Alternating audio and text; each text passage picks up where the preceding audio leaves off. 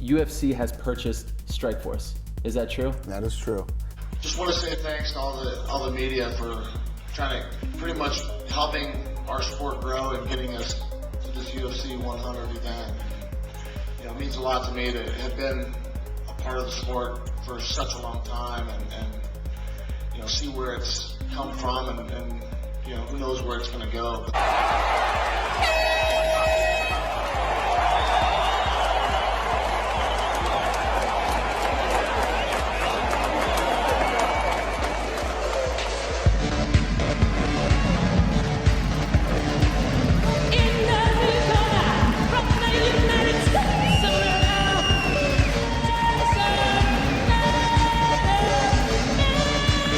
Look at that. The guy in this picture was a hardcore MMA fan, and this picture encompasses the vibe that MMA and UFC used to have. The wildest thing about this picture is the man in the picture doesn't even follow MMA or UFC anymore. MMA has been slowly losing its soul.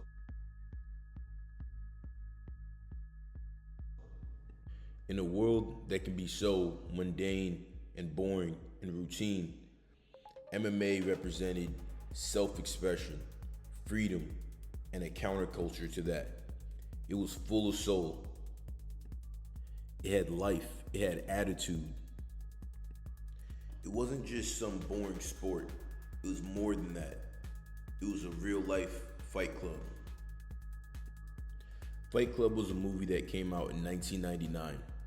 It was about counterculture and being free from the norms of society and being able to fully express yourself without being dulled down from consumerism and some of the things that just truly don't really matter in life. MMA was coming up during this time, and it was the perfect combination of the two. MMA was a real life fight club. Every show was a spectacle. From the walkouts. Coming off a win in April via rear naked choke at the Kingdom MMA promotion.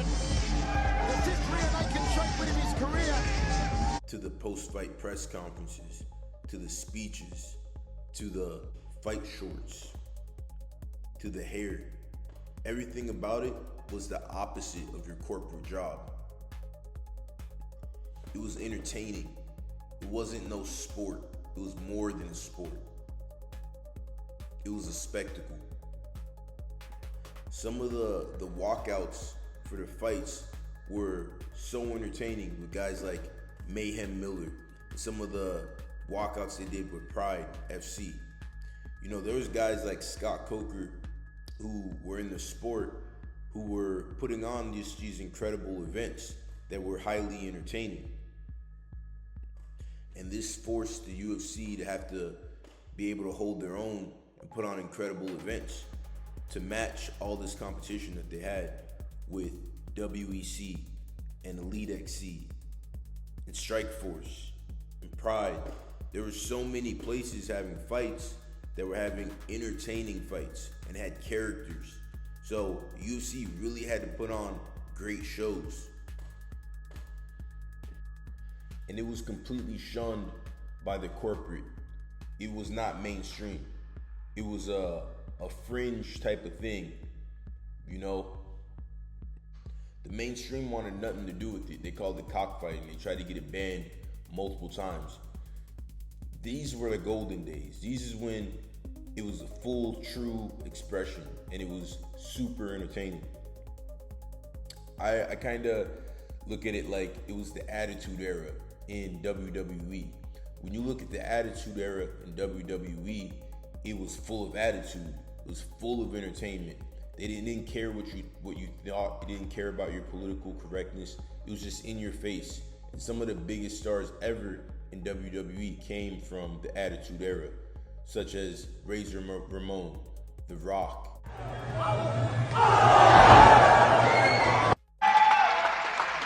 Without the fighters, the UFC would be nothing, and without a promoter like Dana, I mean, it's came a long ways. Obviously, I mean, just look where we're at. Triple H, Stone Cold Steve Austin. Now on the opposite end, in the Attitude Era of MMA, we had Chuck Liddell, Tito Ortiz, Rampage Jackson, Mayhem Miller, Nick Diaz, Kid Yamamoto, and the list goes on and on and on. Every event and every organization had exciting fighters and entertaining fighters. There was no big corporations that were involved in the sport. When these big corporations come in, they dull down the sport and they dull down the product, which is what Fight Club was about. Fight Club was about just being free from these corporations. That's what MMA represented. Every fighter was their own man. Nowadays, it's almost like there's so many carbon copies. You can't really become a big fan of a fighter because everyone's wearing the same thing. They can't really express themselves. It's not really exciting as it once was. The fights are still great. The fights are incredible, but it's missing something, and it's missing its soul. You know, UFC bought Strikeforce. They bought WEC. They bought Pride FC. They bought everything. Bought Elite XC. Elite XC came in the game, and they had Kimbo Slice versus Tank Abbott. They were shaking it up. They were doing different things. The company failed, but they had exciting times because there was a competitor for the UFC. Same thing with Affliction. Affliction came in, and Affliction, the design of the clothing is actually perfect. It's really in your face. It's the tap out era. It's very hardcore. It's just different, you know?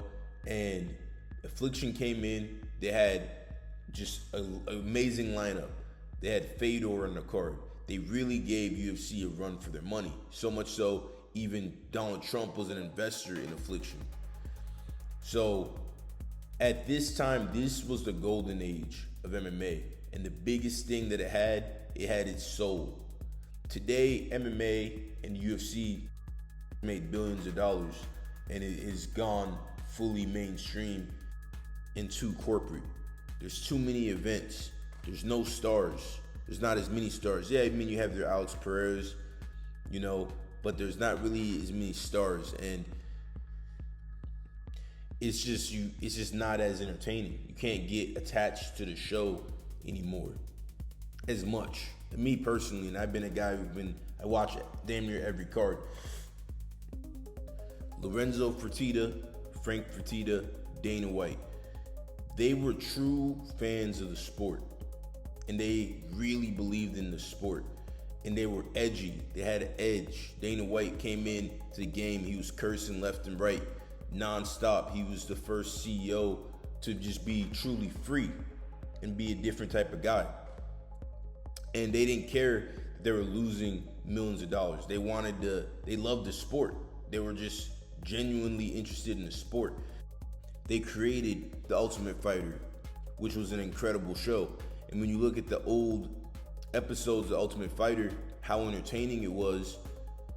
Yeah, it was messed up that they locked a bunch of fighters in the house and had just alcohol for them. Yeah, that was messed up, but it was great TV. And it was edgy.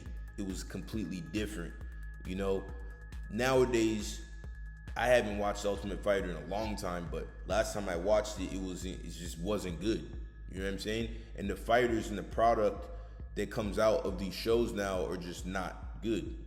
That's really what it is. Ultimate Fighter used to generate champions like Tony Ferguson, champions like Rashad Evans, champions like Kamaru Usman.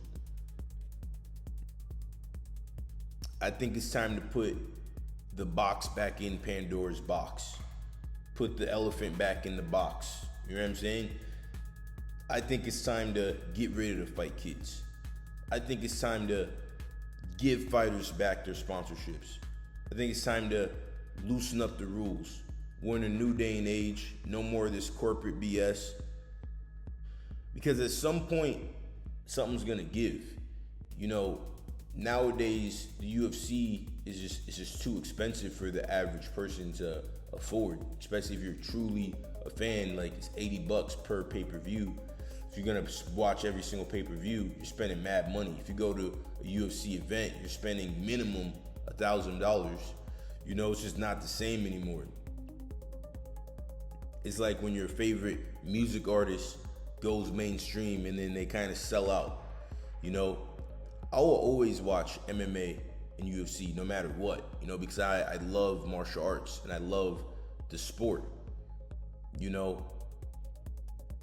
But I think the biggest mistake every organization that tries to compete with the UFC is making is trying to make the game a sport. Like PFL, they came in, they're trying to make it like the NFL, NHL, whatever, season and all this tournament BS. No, when Strikeforce did their tournaments, it wasn't like a sport, it was a spectacle. It was like Bach, it was like kickboxers, it was like the movies back in the day. And that's what we need. We need competitors to come in and put on exciting shows, bring back exciting walkouts, bring back sponsors, you know, make it exciting, allow fighters to be themselves more, you know, and that's what I think the sport's missing. It's missing its soul. And as far as the UFC goes, that's the main thing it's missing, and I think it can be changed. I think it can turn around. But don't get me wrong, it's still an incredible sport, but I believe the golden days of the UFC were from 1999 to 2015.